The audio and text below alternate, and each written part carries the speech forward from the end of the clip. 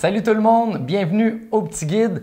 Sabrina, j'ai su que toi, une de tes grandes forces à la pêche au saumon, c'était le lancer. Est-ce que tu aurais des techniques pour des débutants comme moi avant de me tenter dans ma première sortie de pêche?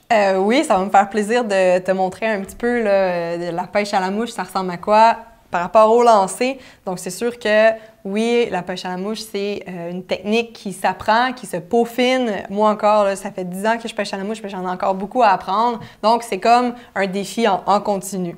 Pour la pêche à la mouche, je dirais qu'il y a deux lancers principaux. Quand on y va avec une canne à une main, il y a un lancer roulé et un lancer traditionnel overhead, donc où on lance en haut de nous et qu'on a besoin de beaucoup d'espace derrière nous. Donc, le lancer roulé, c'est un lancer qu'on fait lorsqu'on a peu d'espace derrière nous. Et souvent, quand je montre la pêche à la mouche, c'est le premier lancer que je montre, puisque c'est un lancer plus facile quand on commence. On a juste à se concentrer sur le lancer avant. Je t'explique ça?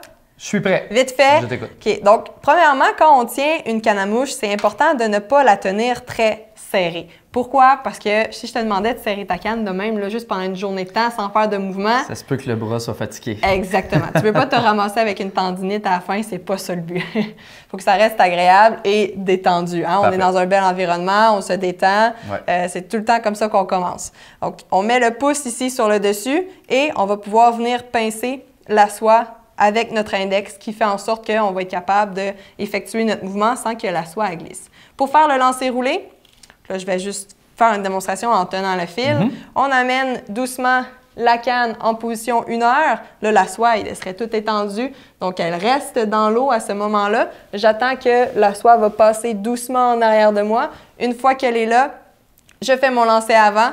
Une petite accélération rapide avec un arrêt net, j'arrête la canne à 10 heures et ensuite je termine mon mouvement, je descends.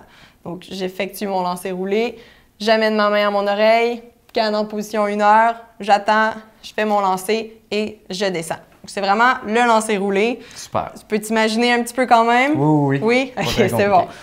Maintenant, l'autre lancer, mais je dirais comme la seconde étape, c'est d'essayer de faire le lancer overhead, donc où on va venir vraiment positionner la soie dans les airs. Et pour faire ce lancer-là, c'est sûr qu'on a besoin d'espace derrière nous pour être capable de lancer. Si je veux lancer 50 pieds, je vais avoir au moins besoin de 30 pieds en arrière.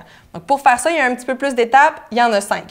Première étape, je soulève ma canne. Deuxième étape, je fais mon lancer arrière. Troisième étape, une petite pause. Quatrième étape, mon lancer avant. Cinquième étape, je descends la canne. Donc, 1, 2, 3, 4, 5. C'est plus un tempo. Ça serait plus le bon tempo. Plus le tempo. Ouais. Donc, tout ça, c'est super important. Puis si j'ai un conseil, en fait, sur lequel il faut vraiment se concentrer, c'est la position de la canne au moment d'arrêt arrière et la position de la canne quand on finit en avant. Ouais, ça, c'est super important. Il ne faut pas trop descendre la canne. Puis même chose en avant, pas trop descendre la canne à la fin de notre mouvement. Donc ça, c'est super important par rapport à la canne, là. Puis je pourrais t'en parler pendant des heures, ça c'est sûr, mais si jamais, disons, tu es sur une fosse à saumon et tu lances, en fait, tu vas finir ton mouvement. Ensuite de ça, tu vas la laisser prendre dans le courant, dépendamment de la technique que tu fais. Il est toujours important de conserver l'index ici sur la canne parce que s'il y a un saumon qui part, tu veux réussir à le sentir. Donc c'est important de garder tout en tension. Donc, la pêche à la mouche, en fait, c'est une technique, c'est pas complexe, ça demande juste de la compréhension et de la pratique. La pratique, bien sûr. Ouais. Ben justement, parlant de la pratique, moi, je vais m'en aller tout de suite pratiquer mes deux lancers. Merci beaucoup, Sabrina. Ça fait plaisir. Pendant ce temps-là, je vous invite à aller vous abonner à notre chaîne YouTube et aussi nous suivre sur Facebook et Instagram.